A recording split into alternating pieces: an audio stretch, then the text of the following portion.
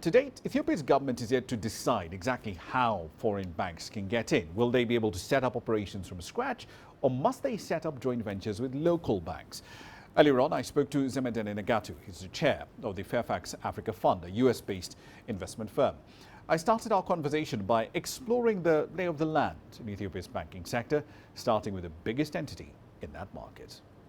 Okay. And in fact, if you look at the annual ranking of the 100 largest banks in Africa, published by African Business Magazine and others, the CBE, the Commercial Bank of Ethiopia, ranks around in the top 20. The next biggest bank in that ranking, a private bank in Ethiopia, ranks number 83 out of 100. So you can see the gap. Now, CBE, again, has been around for something like 70, 80 years. So it's always been a state-owned bank. At one point, actually, it was also the central bank. It functioned as a central bank back in, I think, in the 1940s. My view is, for an early-stage emerging economy like Ethiopia, for a banking sector that is relatively small, even by African standards, the optimal approach to allow these foreign banks would be through joint ventures. The counter-argument that someone could make, Zemedeneh, would be that, if you look at Kenya, for example, right, about 38 different banks, and you've got all the big Nigerian entities trying to get a slice of this market. GT Bank is here, Eco Bank is here, and they've got massive balance sheets, but they've struggled to gain traction in this particular market. So if you use that as a jumping point, I mean, you could also just say, look, if the market can operate by itself, right, consumers can simply make the decisions on whether or not they want to bank with Bank X or Bank Y. There's really no harm then in allowing foreign banks to come in and set up greenfield operations. Sometimes, even though Ethiopia and Kenya are neighbors, one of the things you have to keep in mind is their economic dynamics are totally different because of what I just said. Our economy from 1974 onwards, especially until 1991, was a communist country where private ownership of assets was not even allowed. So your banks in Kenya, your economy in Kenya, since independence, if I'm not mistaken, have been free to operate. They build capacity, they build sophistication. They're international. Ours, there's still some legacies of socialism and communism in Ethiopia today in some of the economic sectors. Now, it's being dismantled rapidly, especially in the last 4 years.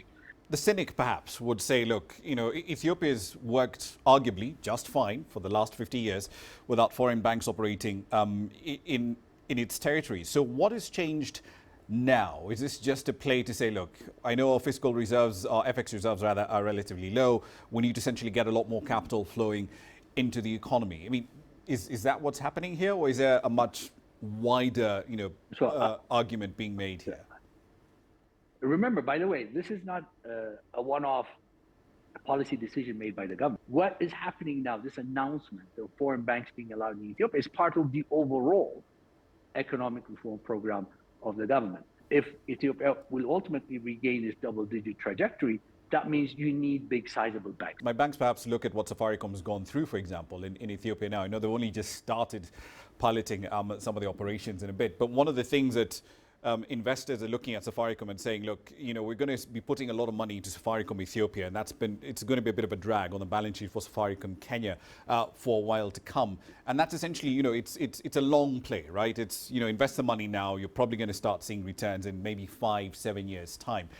Might that, combined with, the capital controls that we're seeing in Ethiopia, the timeline that we're looking at for investment here being at least, a medium-term play, 3-5 years out, doesn't that combine to make the prospect of investing in Ethiopia a bit of a hard sell for some banks? Let me counter that with numbers, right? The Ethiopian economy, despite some challenges Ethiopia has faced in the last couple years, and also with COVID and some of the internal issues, when you look at it forward-looking, okay, the fundamentals are still attractive. That's what investors will be looking at. Listen, if you're a portfolio investor, an asset flipper, short-termer, I would not recommend you come to anywhere in Africa, let alone Ethiopia. These are long-term plays, meaning medium, long-term, 2-3 years, 5 years. So when you invest in the banking sector, you invest any sector in Ethiopia, you need to be a committed player.